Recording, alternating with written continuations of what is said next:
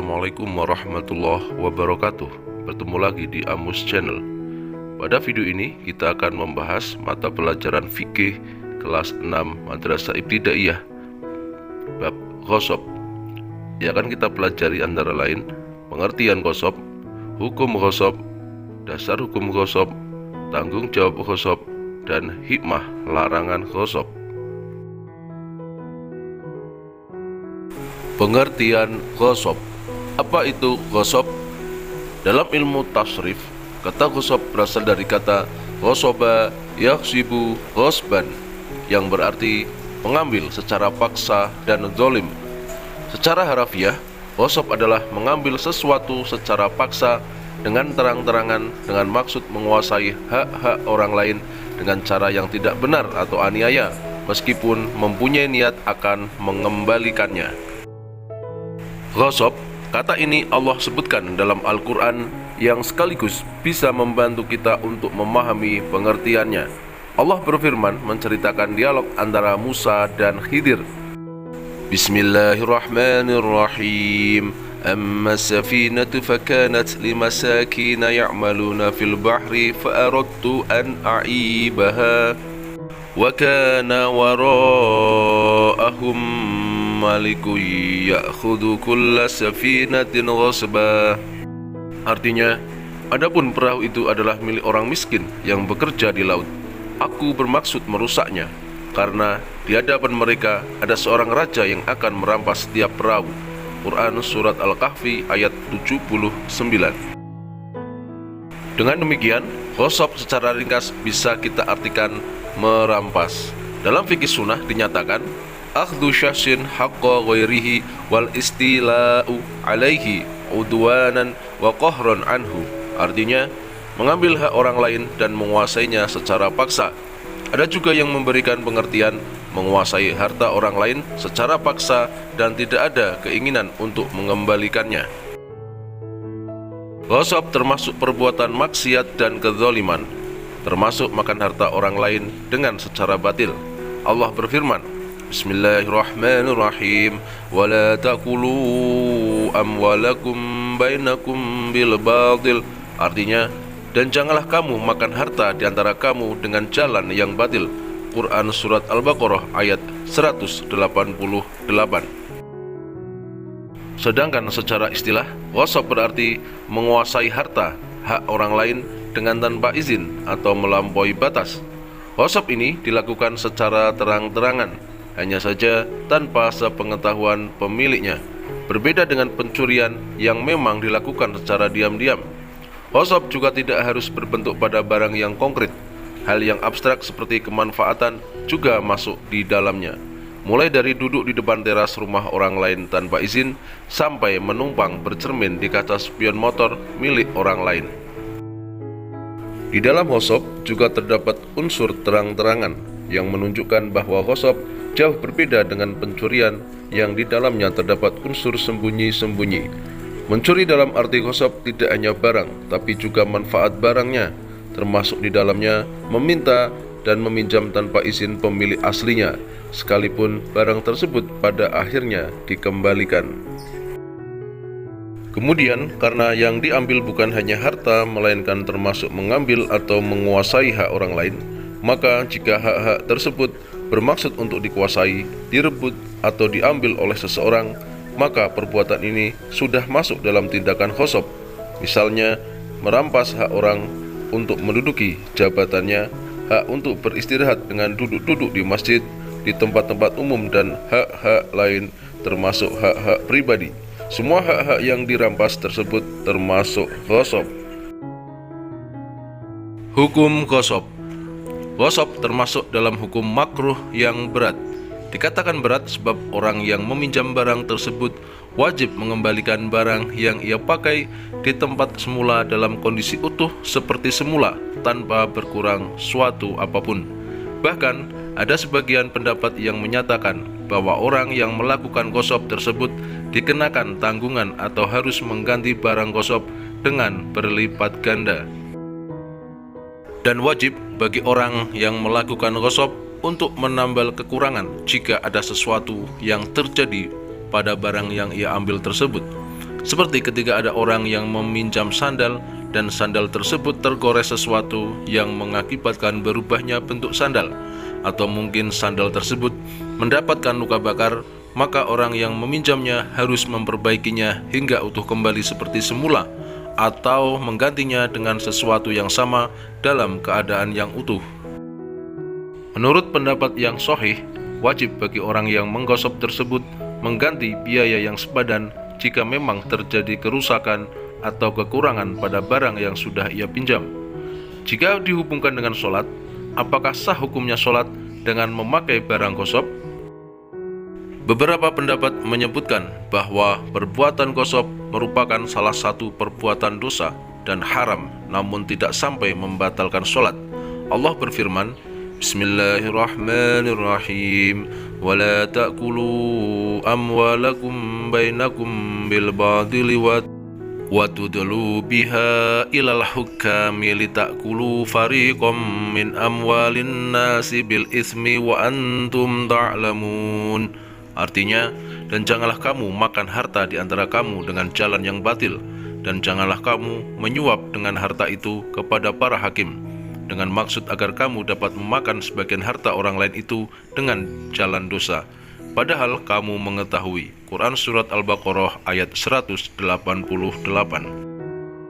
Maksud kata memakan dengan batil dari ayat tersebut adalah dengan cara memakan yang tidak diperbolehkan oleh Allah Subhanahu wa Ta'ala. Jadi, dapat ditarik kesimpulan bahwa ghosab menggunakan milik orang lain tanpa izin berdasarkan ayat tersebut hukumnya haram dan sangat dilarang oleh Allah. Entah gosok pakaian, sandal, bantal, gayung, payung, dan barang-barang yang lain, hukumnya sama-sama tidak boleh. Bahkan berdasarkan ayat tersebut, ketika dilihat dari kacamata usul fikih, maka ada dua hal yang dapat kita simpulkan. Pertama, larangan, nahi tersebut menunjukkan keharaman dari pekerjaan gosok. Kedua, larangan tersebut mewajibkan kita untuk menjauhi perkara gosok. Dasar hukum gosok. 1. Al-Quran. Bismillahirrahmanirrahim. Wala ta'kulu amwalakum bainakum bil batili wa tudlu biha ilal hukami litakulu fariqam min amwalin nasi bil ismi wa antum ta'lamun. Artinya, dan janganlah kamu makan harta di antara kamu dengan jalan yang batil, dan janganlah kamu menyuap dengan harta itu kepada para hakim dengan maksud agar kamu memakan sebagian harta orang lain itu dengan jalan dosa, padahal kamu mengetahui. Quran Surat Al-Baqarah ayat 188. Ayat berikutnya, Bismillahirrahmanirrahim. Ya ayyuhalladzina amanu la ta'kulu amwalakum bainakum bil batil illa an takuna tijaratan an taradim minkum wa la taqtulu anfusakum innallaha kana bikum rahima. Wahai orang-orang yang beriman, janganlah kamu saling memakan harta sesamamu dengan jalan yang batil, tidak benar, kecuali dalam perdagangan yang berlaku atas dasar suka sama suka di antara kamu. Dan janganlah kamu membunuh dirimu, sungguh Allah Maha Penyayang kepadamu. Quran Surat An-Nisa ayat 29. 2. Al-Hadis. Hadis yang pertama, An Sa'id bin Zaidin anna Rasulullah sallallahu alaihi wasallam qala man akhadha shiran minal ard zulman tawwaqahullah iyyahu yaumal qiyamah min sab'i aradina. Dari Sa'id bin Zaid radhiyallahu an bahwa Rasulullah sallallahu alaihi wasallam bersabda, barang siapa mengambil sejengkal tanah dengan cara dolim, maka tanah itu sampai 7 lapis bumi akan dikalungkan oleh Allah kepadanya kelak pada hari kiamat. Hadis riwayat muttafaq alaih. Hadis yang kedua, An Abi Hurairah anna Rasulullah sallallahu alaihi wasallam qala kullul muslimi 'alal muslimi haramun damuhu wa maluhu wa irduhu, riwahu Muslim. Dari Abu Hurairah, sesungguhnya Rasulullah sallallahu alaihi wasallam bersabda, setiap muslim atas muslim yang lain itu haram darahnya, harta, dan kehormatannya. Hadis riwayat Muslim. Hadis yang ketiga, An Anasin anna Nabiyya sallallahu alaihi wasallam qala la yahillu malu mri'in muslimin illa bitibi nafsihi, riwahu ad-Daruqutni. Dari Anas bin Malik, harta seorang muslim haram dipergunakan oleh muslim lainnya tanpa kerelaan hati pemiliknya. Hadis riwayat Daruqutni. Tanggung jawab ghosab. Seorang yang menggosok barang milik orang lain, maka ia harus bertanggung jawab atas apa yang ia gosok. Konsekuensi yang diterima penggosok adalah berdosa jika ia mengetahui bahwa barang yang diambilnya tersebut milik orang lain. Di antara tanggung jawab lain yang harus diterima yaitu: 1. Ia berdosa jika ia mengetahui bahwa barang yang diambilnya tersebut milik orang lain. 2. Jika barang tersebut masih utuh, wajib mengembalikannya.